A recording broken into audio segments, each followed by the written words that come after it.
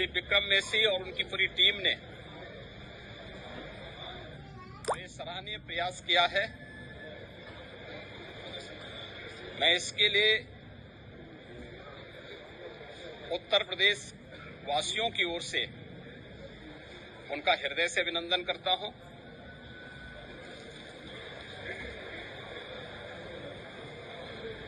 और उन सभी लोगों को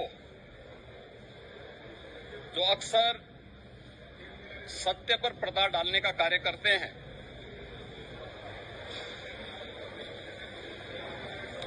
देश के खिलाफ और समाज के खिलाफ षड्यंत्र करते हैं,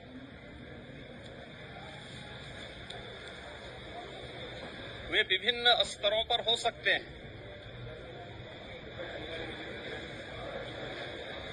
लेकिन फिल्म के माध्यम से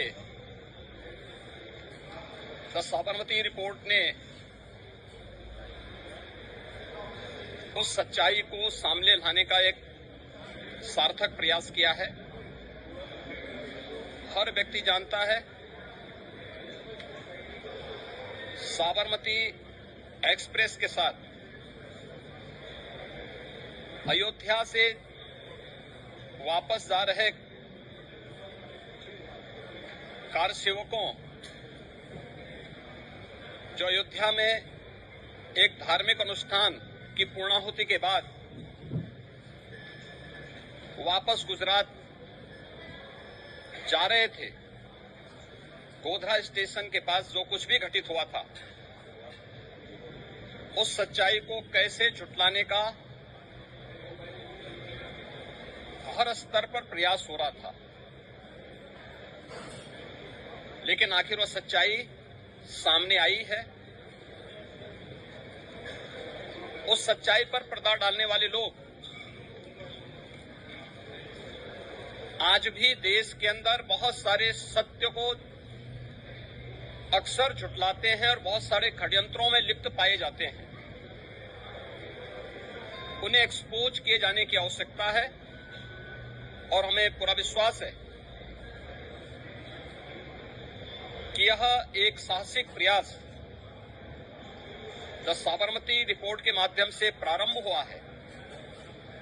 यह हर उस घटना के माध्यम से होना चाहिए जो समाज के खिलाफ, देश के खिलाफ, सरकारों के खिलाफ राजनीतिक अस्थिरता पैदा करने के लिए, समाज में वैमनस्यता पैदा करने के लिए अक्सर अलग अलग जिम्मेदार स्तंभों के स्तर पर या राजनीतिक दलों के अंदर होते रहे हैं। वह देश की जनता को सच को जानने का अधिकार है। मैं साबरमती रिपोर्ट की इस पूरी टीम को, जिन्होंने इस सत्य के प्रति अपने दायित्वों का निर्वहन करते हुए फिल्म के माध्यम से ही सही, लेकिन वास्तविक सत्य को देश की जनता के सामने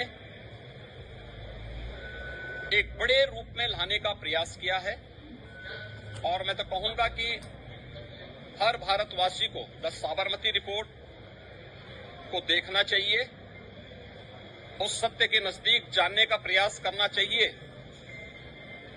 उन चेहरों को जो निज राजनीतिक स्वार्थ के लिए देश के खिलाफ षड्यंत्र कर रहे हैं, समाज में आपसी वैमनस्यता पैदा कर रहे हैं, उन चेहरों को पहचानने के साथ साथ उन्हें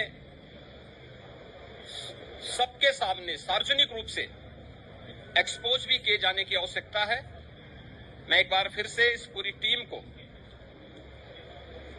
आज हमने यहां पर अपने सहयोगियों के साथ और जनता जनार्दन के साथ जाकर के इस फिल्म के एक शो में हम लोग भागीदार बने, और चूंकि अयोध्या से जुड़ा हुआ मामला था, ये पूर्णाहुति यज्ञ श्री राम जन्मभूमि मंदिर निर्माण से संबंधित कार सेवकों और इस पूरे अभियान को पूर्णाहुति तक पहुंचाने के अभियान का हिस्सा था। तो द साबरमती रिपोर्ट इस अवसर पर और भी आवश्यक है जब माननीय उच्चतम न्यायालय के आदेश पर प्रधानमंत्री मोदी जी के नेतृत्व में और उनके मार्गदर्शन में जब अयोध्या में श्री राम जन्मभूमि पर भगवान राम का भव्य मंदिर का निर्माण हो चुका है, लगभग 500 वर्षों के बाद रामलला विराजमान हो चुके हैं। पूरा देश और पूरी दुनिया इस अद्भुत घटना का साक्षी बना है। उन स्थितियों में उन 69 राम भक्तों के प्रति भी हमारी विनम्र श्रद्धांजलि। इस प्रकार के साहसिक कार्यक्रम को आगे बढ़ाने के लिए इस फिल्म को अधिक से अधिक प्रचार हो, लोग उस सत्य को देखें, इस दृष्टि से होगा। और राज्य सरकार की ओर से हम लोग इस फिल्म को टैक्स फ्री करेंगे, जिससे प्रदेश भर में अधिक से अधिक लोग इस सच को देख सकें और जान सकें। दोस्तों, ये गुड न्यूज़ है पूरे यूपी वालों के लिए। योगी जी ने बहुत बड़ी ये चीज़ कही है। उन्होंने कहा है कि ये मूवी पूरी तरीके से टैक्स फ्री हो चुकी है।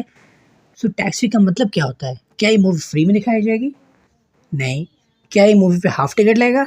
नहीं, बिल्कुल नहीं। चलिए आपको बताते हैं टैक्स फ्री का मतलब क्या होता है। फिल्म के टिकट पर 12% से 18% तक का जीएसटी लगता है। 100 रुपये से कम के टिकट पर 12% और उससे अधिक के टिकट पर 18% तक का जीएसटी लगता है। इसमें राज्य और केंद्र का आधा आधा हिस्सा होता है, यानी राज्य अपने हिस्से का 6% से 9% जीएसटी माफ करता है। सिनेमाघर टिकट में उतनी ही धनराशि कम करते हैं और सरकार उसकी प्रतिपूर्ति करती है। अब इस पे जो 6% से 9% तक का जीएसटी टैक्स माफ किया गया उसका वो गवर्नमेंट पे करेगी। बहुत सीधा सिंपल मतलब यही होता है टैक्स फ्री का। ये शो टैक्स फ्री नहीं होते हैं, ये सबके लिए है, ये सुन लीजिए सब लोग को। सारे शोज टैक्स फ्री, कुछ शोज होते हैं जिनको टैक्स फ्री किया जाता है। और टैक्स फ्री का मतलब सीधा आपको जैसे मैंने बताया कि 6% से लेकर 9% तक की जीएसटी माफ की जाती है, जिसके आधार पर डिस्ट्रीब्यूटर टैक्स फ्री शो निर्धारित करते हैं। अभी मूवी पूरी तरीके से टैक्स फ्री हो चुकी है। आप लोग जाइए, कौन सा शो किस समय टैक्स फ्री है प्लीज़ उसको देखिए, जाइए इस मूवी को देखिए और जानिए आखिर में गोधरा कांड में क्या हुआ था।